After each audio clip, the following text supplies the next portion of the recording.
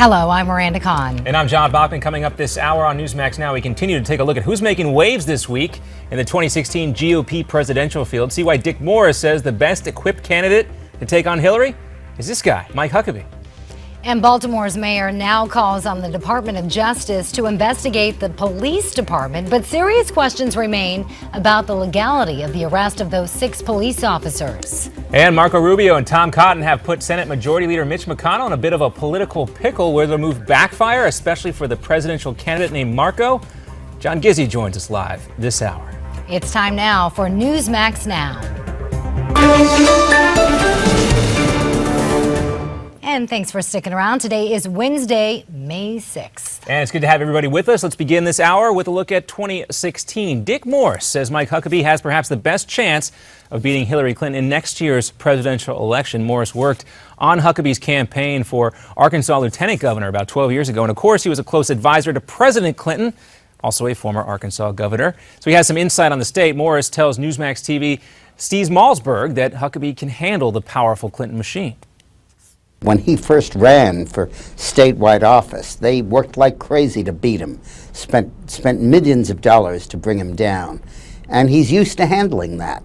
He's used to the kind of give and take back and forth that goes on with the Clintons. But Morris says he's concerned establishment pundits are discounting Huckabee's time as governor and only portraying him as a preacher turned presidential candidate. Morris says Huckabee needs to focus more on secular issues like income inequality. The FBI takes a hard look at the Twitter account for one of the shooters involved in an attack at a free speech event in Texas. Counterterror officials now say Elton Simpson communicated with members of ISIS on social media. He also spoke with enemies of Pamela Geller, the woman who organized the Prophet Muhammad cartoon contest there. While ISIS claims responsibility for that attack, that has yet to be verified. One security guard was wounded. Both gunmen, Nadir Sufi and Simpson, died. The investigation continues. Baltimore's mayor is now calling on the Justice Department to investigate her own police force.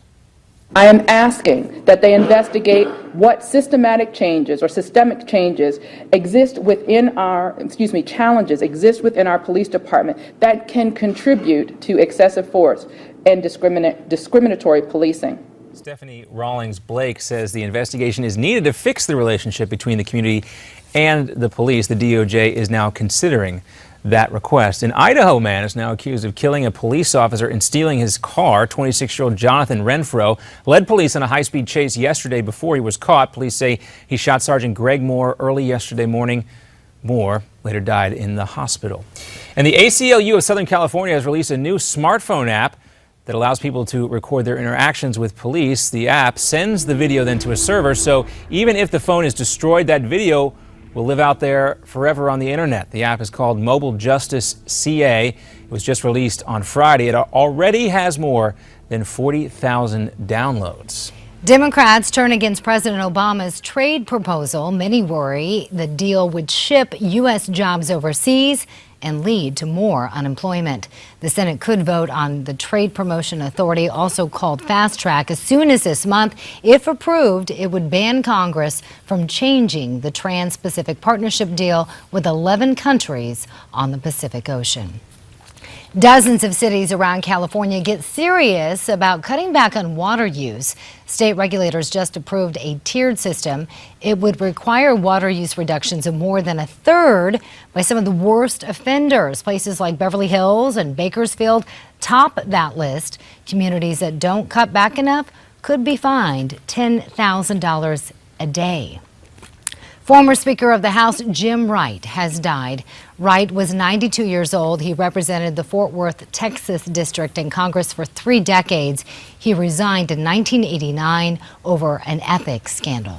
Well, there are new questions today about the death of a Silicon Valley CEO. David Goldberg, the head of SurveyMonkey and husband of Facebook COO Sheryl Sandberg, died during a family vacation in Mexico. Officials initially blamed it on a head injury when he fell on a treadmill, but CBS News is now reporting that the autopsy shows Goldberg had a heart condition which may have played a part in his fall. Goldberg was remembered at a service at Stanford University yesterday.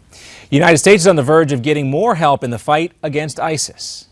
I see a lot of countries finally getting past some of the free riding that they're used to doing. and being willing to step up in a coalition against ISIL because of the particular gravity and horror of this movement.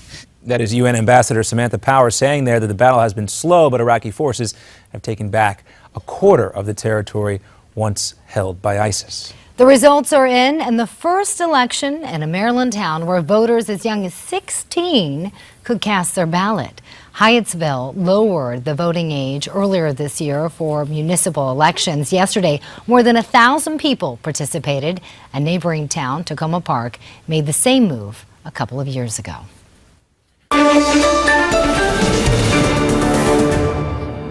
It's now been 2 years since Amanda Berry and Gina DeJesus were held captive in Ariel Castro's Cleveland house of horrors.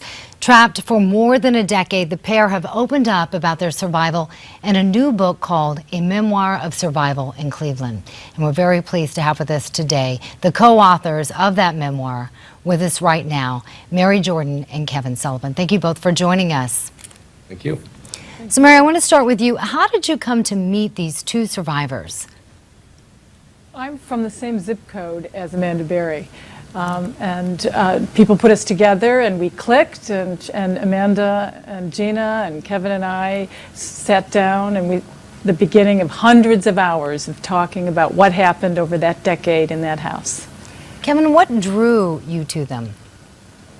They're just remarkable young people, and the strength, I think for me, seeing the incredible, extraordinary strength that can be inside just ordinary people who find themselves in these crazy situations was really inspiring. And Gina and Amanda, the more you get to know them, the more you realize that they are really tough. And the way they overcame, and the cleverness and the ways that they kind of combated him, the strategies that they used to ultimately win this fight against Ariel Castro were just remarkable.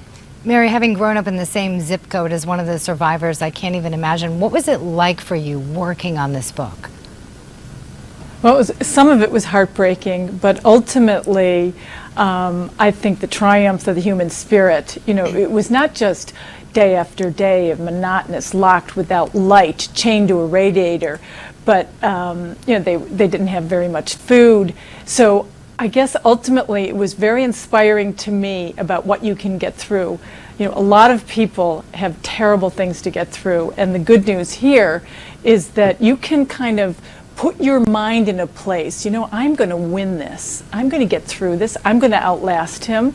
And now, they're still young. They were only 14 and 1 day shy of 17 when they went in. So now they're still in their 20s and a good life ahead of them. Kevin, what do you hope readers get from this book? I hope that people realize that this book is called Hope for a reason. I mean, it isn't just a litany of the terrible things that happened to them. It's an inspiration. You can look at these young women and you can think, first of all, I will never complain about my life again, because it can get a lot worse. But also the idea that these women were able to do what they did, to just find that courage, to find that strength and resilience inside themselves. I hope people come away from this being truly inspired by what people can accomplish. I have to ask you, Mary, was there anything that surprised you that you didn't already know? I think the Russian roulette scene where Ariel Castro gave a 14-year-old Gina DeJesus a gun and said, "Will you play this game with me? I'm going to showed her the bullet, and said, if you let me pull the trigger at your head, I'll turn over the gun to you and you can see if you can kill me." And the day that Gina told us that really was pretty jaw-dropping. I bet. Well, we look forward to reading the book. Mary Jordan and Kevin Sullivan, thank you both for joining us here on Newsmax. Thank you. And again, the book is called Hope, A Memoir of Survival in Cleveland. And when we come back, we'll take a look at some of today's top stories making headlines. And then the Supreme Court hears historic same-sex marriage arguments. That's on our website. You can always check out the latest stories on Newsmax.com. We'll be right back with more here on Newsmax Now.